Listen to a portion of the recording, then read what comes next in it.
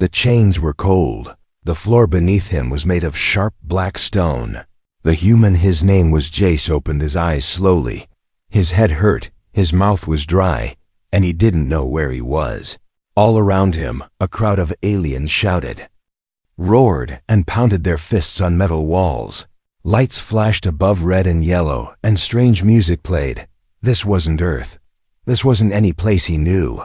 He tried to move, but his arms were tied. He looked up and saw a tall figure. Walking toward him, she wasn't human. She was huge, almost 8 feet tall, with muscles like steel and fur that shimmered like dark fire. She had a lion's tail, wolf-like ears, and yellow eyes that glowed under the arena lights. The crowd went silent. She stood over Jace and looked down at him like he was nothing. Then she spoke in a deep voice that was somehow both rough and calm. "You're mine now," she said. Jace didn't understand her words, but he understood her tone. This wasn't a rescue. This was a beginning of something brutal. 2 guards cut the chains and pulled him to his feet. He could barely stand. He was shoved forward toward the center of the arena. The Beastwoman followed behind him, slow and steady. The announcer's voice rang out in a language Jace didn't know, but the crowd went wild again. Suddenly, a loud bell rang. The fight had begun. He turned too slow. The Beastwoman charged and slammed into him like a truck. He hit the ground so hard that the air shot out of his lungs. Before he could move, she pinned him to the floor with one hand. Her claws were inches from his throat. "Training begins now," she growled. Then she let him go, stood up, and walked away like it was nothing. The crowd booed, confused, but she didn't care. Jace lay there, gasping. What kind of training was this? Over the next few days, or maybe weeks, he couldn't tell time, Jace was thrown into fight after fight, but he was never given a weapon. Only her. Every day she pinned him. Sometimes she hit him hard. Sometimes she just knocked him down and made him get back up. No matter what, she never let him win. The others in the arena had different trainers. Aliens with whips, electric rods, even blades. But only he had her. She didn't speak much, but sometimes she looked at him with strange eyes, not hate, not pity, something else. One day, during their session, he tried to surprise her. He faked a fall and jumped up fast to swing a punch at her head. She caught his arm in midair and flipped him like he was a feather. Then she leaned close, her face inches from his. "You think you're ready?" She whispered. "You're not even awake yet." What did she mean by that? Why did she train him this way? Why not kill him like the others? Later that night, he sat alone in his cell, bruised, sore, tired, but alive. And for the first time, he realized something. He was getting stronger. His body was changing, adapting, moving faster than before. And the dreams. Oh God, the dreams. Every night, he dreamed of running through forests, hunting in the dark, howling at a sky full of strange stars. Sometimes in the dream, he had claws. Sometimes he had her eyes. He woke up in sweat, heart racing. What was happening to him? Was this what she meant by training? Was she turning him into something more? Or something less human? The next morning, she waited for him in the ring, arms crossed, face blank. "Again," she said, and raised her hand. The crowd roared once more, but this time, Jace didn't hesitate. He stepped forward, not as prey, but something else, something new, and deep inside him, something ancient began to stir. Jace watched from behind the bars. Dozens of fighters were lined up in the open yard. Aliens of all kinds, some tall and thin, others with claws or horns, stood in neat rows holding weapons. They trained with swords, staffs, and energy blades. They fought against each other under the hot red sky. But not him. He stood alone. Bruised and sore, without a single weapon, she came again. Carixa, the Beastwoman Gladiator. His trainer, if that's what she really was. The guards stepped aside when she walked past. No one dared to stop her, not even the captains. Everyone feared her, even the aliens. But she only ever trained him. Today, she brought no sword, no staff, no armor, just herself. "Outside," she said in a rough voice.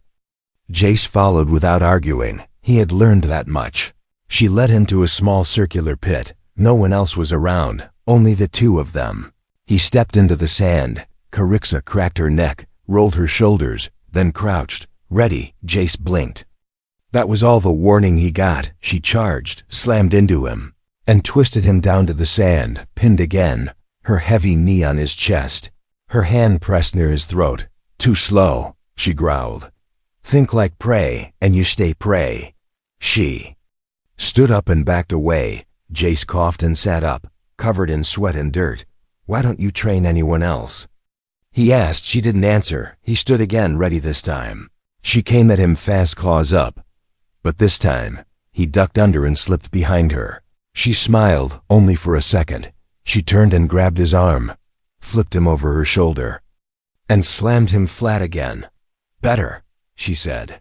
But her tone was colder now. That night, Jace asked a fellow prisoner, a quiet alien with 4 arms, why Carixa didn't train anyone else. The alien whispered, "She was a champion once, the strongest in the galaxy. She doesn't waste time on weaklings, but she trains me," Jace said, confused. The alien looked at him with fear. "That's what worries me," he replied. "If she's training you, it means you're not here to fight in the arena. You're here for something worse." Jace didn't sleep that night. He kept thinking of her face, how serious she looked when he made a mistake, how focused she became when he started doing. But better, the next day, she didn't take him to the small pit instead. She led him into a dark underground chamber. Old machines lined the walls, tech from different worlds. In the middle stood a glowing glass tank filled with green liquid. Inside, it floated a massive horned creature, half alive, half machine. "What is this place?" Jace asked, his voice shaking. Carixa stared at the tank, then whispered, "This is where they make the monsters." Jace looked at her, unsure. "You mean fighters?" She shook her head slowly. "No," she said, her eyes glowing dimly.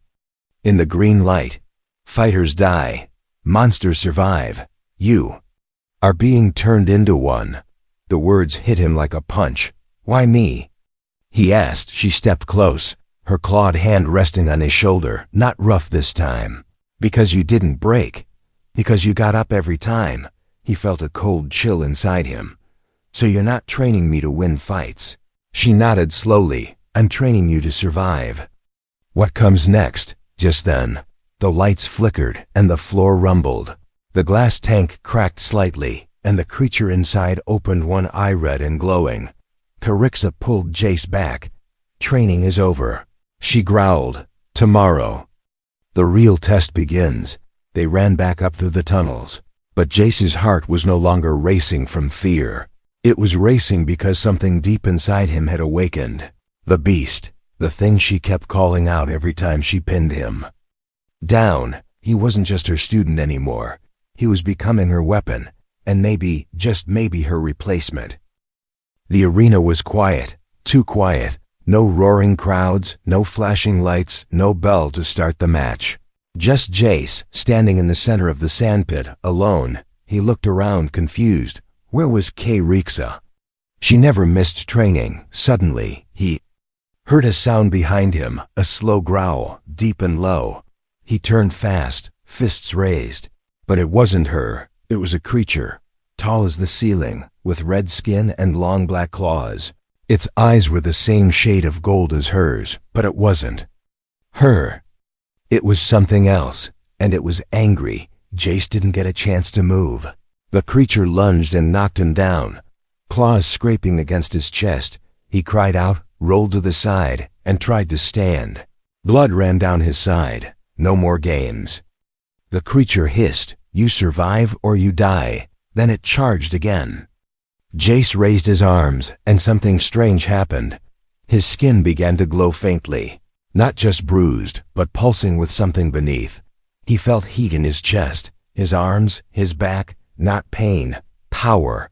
He didn't dodge this time. He caught the creature's claw with his bare hands, and it stopped moving. The beast snarled in confusion. So did Jace. How did he do that? He twisted, threw the beast to the side, and stumbled back, breathing hard. Sweating, but still standing, he looked at his hands. Faint lines glowed under the skin-like circuits, but not mechanical alive. That's when Carixa appeared. She stood at the edge of the pit, watching him. Her arms were crossed. Her eyes serious. "You're changing," she said. Faster than expected, Jace limped toward her. "What was that thing?" he asked. She didn't answer directly. "Do you remember your first day here?" She said. "You were weak, slow, soft." He nodded, angry. "I remember. Now look," she said, walking into the pit. "That thing would have killed you last week, but today you stood your ground." She looked at his glowing skin. "That is not human," she said softly. "Not anymore." Jay stared at her, heart pounding. "You did this to me?" "No," she said. "They did. The people who built this place, who run the arenas, who test blood and bones like parts. But I trained you to survive what they made you into." He didn't know what to say. Part of him wanted to scream. Part of him wanted to fight her. But another part, deep inside, wanted more. More power, more control, more of whatever this was. That night he couldn't sleep. The dreams came again, but this time, he wasn't running, he was hunting. He ran on all fours through alien forests. He chased creatures larger than trucks. He roared under 2 moons. And when he looked into a pool of black water, he saw his reflection, not a human, not a beast, something between. Something new. He woke up gasping, and for the first time, he wasn't afraid. The next morning, Carixa took him to a chamber beneath the arena. It was quiet, dark and lined with mirrors. "Look," she said, pointing at the glass. "See what you've become." He stepped forward and stared. He still looked like himself, brown hair, pale skin, blue eyes, but something had changed. His muscles were sharper, his stance more balanced, and the golden glow behind his eyes wasn't going away. "This is just the beginning," Carixa said, her voice softer now. "The more you train, the more you awaken." He turned to her. "Awaken into what?" She hesitated, then whispered, "Into someone who can break the system." For a moment, neither spoke. Then she added, "But be warned. The beast inside you doesn't care about right or wrong. It only wants to survive. Don't lose yourself to it." Jace looked back at the mirror, then at his hands. He clenched his fists. "I'll control it," he said. "I have to." Carixa nodded once. "Then tomorrow we begin the real fight." Jace didn't know what that meant yet, but deep inside, the beast inside him was no longer sleeping. It was waiting. The metal floor was wet. Not with water, but with blood. Jace walked slowly, barefoot and shirtless, through a narrow hallway under the arena. Flickering lights buzzed overhead. The smell was sharp oil, heat, and something worse. Carixa walked beside him, silent. She didn't look at him. She just kept going, deeper into the facility. "Where are we going?" Jace asked. She didn't answer, only said, "You need to see." They reached a heavy steel door. 2 guards stood outside, large and armored. They stepped aside when Carixa growled low in her throat. The door opened. Inside was a lab, not the kind with white walls and clean tables. This one was dark, filled with tanks and wires. Things floated in glass, creatures with parts of different species. Arms from one race, eyes from another, teeth that didn't match, half-built monsters. Half dead, half living. Jace stared in horror. "What is this place?" he whispered. Carixa pointed to a control panel. A screen lit up. On it, he saw data: heart rate, bone density, blood stats. It showed a name, Subject 11B, and under it, a picture: his face. "They've been changing you since the day you arrived," she said. "You're not just a prisoner here. You're part of their experiment." Jace stepped back, shaking his head. "No, I didn't agree to this." "No one does," she replied. "But you're the first to survive this far." She led him to another chamber, sealed by glass. Inside stood a creature that looked almost human, but wasn't. It had red skin, glowing veins, and sharp bones along its arms. It looked at Jace through the glass and smiled. "What is that?" Jace asked. "That was Subject 10, Carixa said. He didn't make it."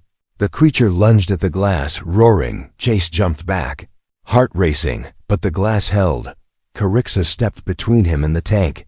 "You're stronger than him," she said. "You're smarter, more controlled. But why?" Jace asked, "Why am I being changed?" Carixa looked down.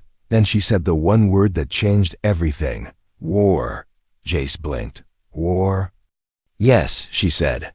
"A war is coming to this galaxy, and they want weapons, not soldiers. You, me, and all the others. They want us to fight their battles, bleed for their causes, die for their control. But you're training me to survive it?" He asked. She nodded. "Yes, because I escaped once, and I know what's out there. And I won't let them use you like they used me." Jace stared at her. "You were a subject too," he said quietly. Carixa didn't deny it. She turned and pulled down the armor on her back. Underneath, Jace saw scars, deep burn marks shaped like brands, symbols, numbers, wounds too clean to be natural. "They made me into a champion," she said. "But I was never free." Silence filled the lab. Jace finally understood. She wasn't just training him. She was trying to make sure he didn't become like her. Suddenly, alarms blared, red lights flashed, and the floor shook beneath their feet. Carixa growled, ears twitching. "They're coming," she said. "They know we're down here." She grabbed a control rod from the wall and smashed the screen. Then tossed Jace a metal baton. "Ready or not," she said. "It's time to fight like a beast." The door burst open, and guards rushed in.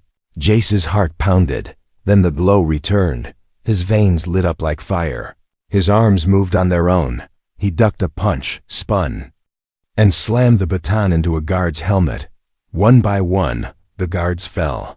Carixa fought beside him, no longer holding back. Her claws flashed. Her roars echoed through the tunnels. When it was over, the floor was littered with bodies. Jace looked at her, breathing hard.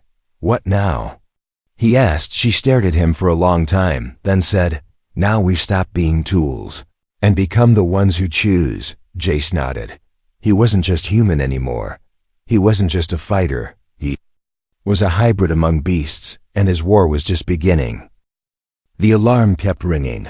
Red lights flashed above, and the walls vibrated like they were alive. Carixa didn't slow down. She ran ahead through the dark tunnels with Jace close behind. Behind them, sirens howled. They had just escaped the lab, the place where monsters were made. Jace's heart pounded. Not from fear, but from something else, something deeper. A part of him wanted to fight. Carixa led him to a hidden lift.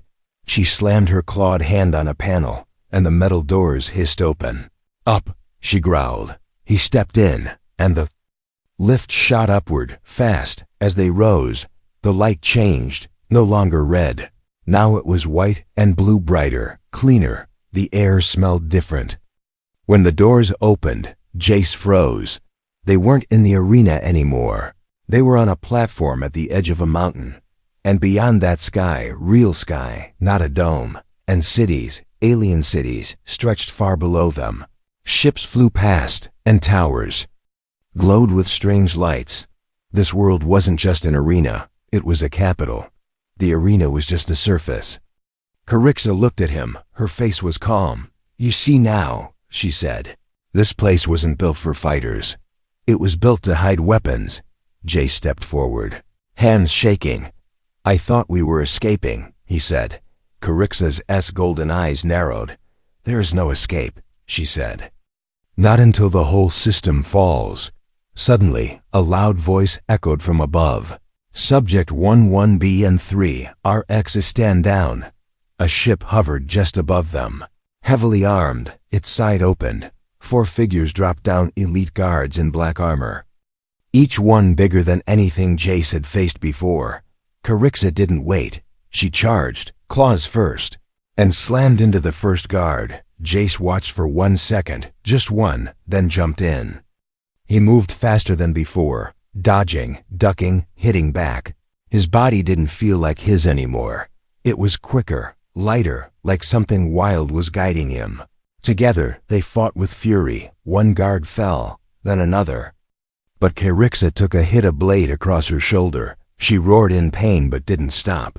Jace caught the last guard's arm, twisted it, and slammed him down. Then silence. The wind blew gently. Carixa stood breathing hard, blood dripping. Down her side, Jace helped her up. "You're hurt," he said. "I've been worse," she muttered, smiling weakly. Then she pointed toward the edge of the platform. A hidden door in the ground opened, revealing stairs leading below. "This is where it really begins," she said. "The arena was your test. This is the battlefield." They went down the stairs. Below the mountain, a secret facility waited. And inside it, hundreds of others, hybrids, rebels, broken warriors, and former gladiators, all waiting, hiding, training. Jace looked around in shock. "How long has this been here?" Carixa answered, "Years. They thought we were gone. They were wrong." A large alien with glowing eyes stepped forward. "You brought the human," he said. Carixa nodded. "He's not human anymore." The alien looked Jace up and down. "Can he lead?" Carixa turned to Jace. She didn't speak, just watched him, letting him choose. Jace took a step forward, his voice steady. "I don't know what I am," he said, "but I'm not going to be a weapon anymore. I fight for those who were never given a choice." The room was silent. Then a cheer rose, then more. Carixa smiled. "Your escape is over," she said. "Now we rise." Jace looked up. The ceiling above was shaking again. Not from alarms, but from explosions. The first wave of war had already begun, and he was in the center of it. The moon was blue that night. Not Earth's moon, but something bigger, slower, older. It floated over the mountain base like a silent god. Jace sat on a ledge, overlooking the ruins of the upper arena. Below him, fires still burned. Rebellion had started, and it wasn't stopping. His body ached. But not from battle. It ached from confusion. Carixa stood nearby, arms crossed, golden eyes scanning the valley. She was injured. Her shoulders still wrapped, but she refused to rest. She always refused. Jace turned to her. "You knew I'd survive, didn't you?" She didn't look at him. "I had to believe it," she said. "But that doesn't mean I wanted you to become like me." Silence fell between them. The wind howled softly. Jace spoke again. "You trained me to fight. You woke the beast inside me. But you also protected me." Carixa flinched, just slightly. Her voice was rough. "Don't confuse protection with purpose. I trained you to live." He stood, walked a little closer. "You also saved me more than once. And not just in battle." She finally turned to him, her face unreadable, but her eyes were softer now. "I wasn't supposed to care," she said. "I was built for war. Modified to obey, to fight, to win. Love was never programmed into me." Jace looked at her and whispered, "But you do care." Carixa stepped back slightly. Her claws curled.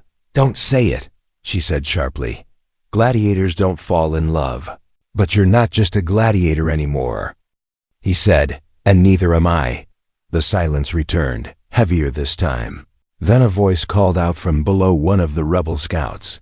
"Enemy dropships approaching, from the east." Carixa snapped into motion. Her emotion buried once more. "Then we move," she growled. "Get to the war room." Jace followed her. But something inside him had changed. Not just his body, not just his power. His heart was different now, because somewhere in that brutal training, between the bruises and blood, he had found something strange, something forbidden, something real. He had fallen for her, and he didn't even know when it happened. Inside the war room, rebels from all species gathered. Maps were drawn across the walls. Explosions flickered on screens. A plan was forming: attack the Com Tower, steal the command codes, and end the arena system from the inside. Jace stood near Carixa. They spoke little, but she stayed close. Every time someone questioned his rank, she defended him with a single glance. He wasn't her student anymore. He was her equal. Later that night, before the mission, Jace found her alone, sharpening her blades. He stepped into the room quietly. "If we don't make it back," he said, I just want you to know."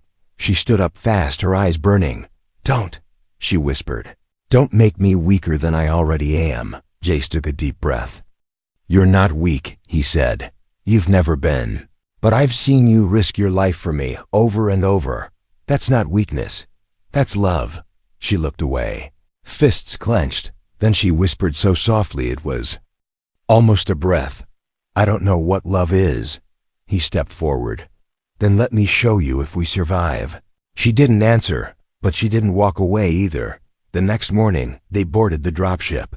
The mission was suicide. Everyone knew it, but no one backed down as the ship rose into the sky. Jace sat beside her.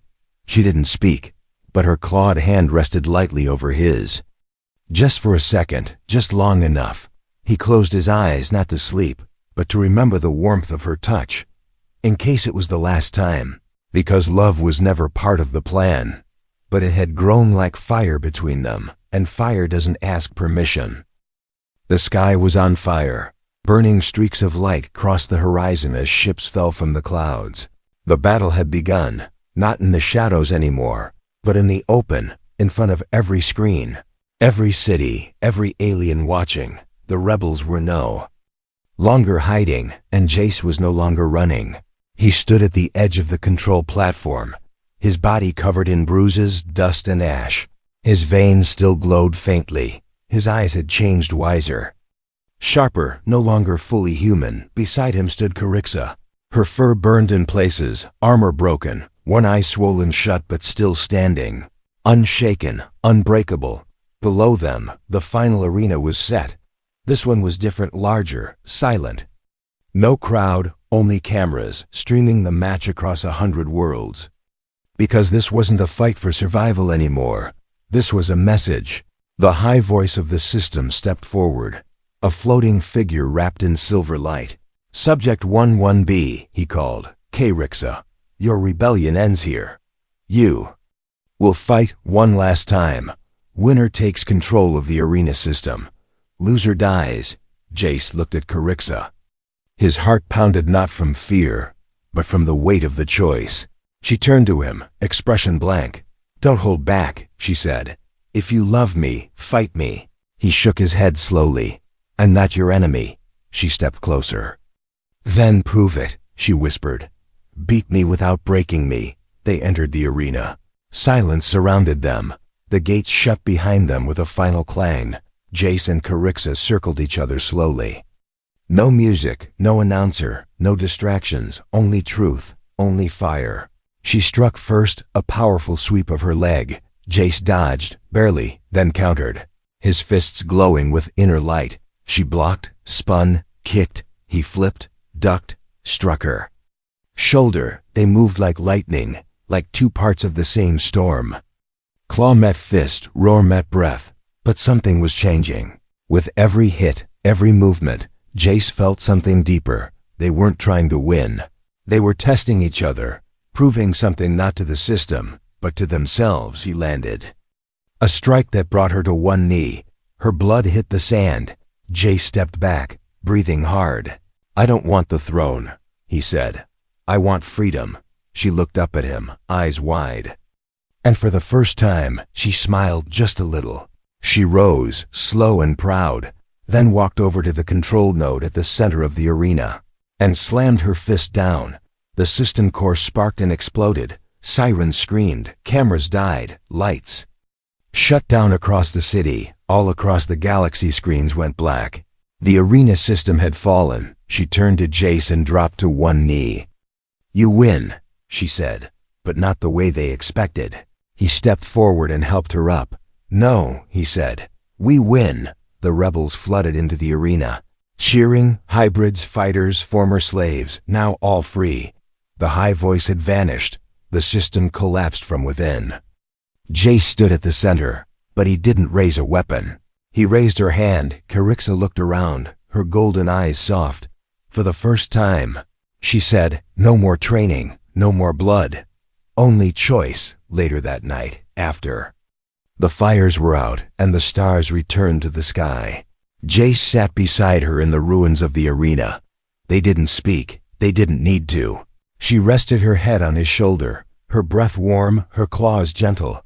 Gladiators were never meant to fall in love, but they did, and the beast inside them both, finally, was at peace.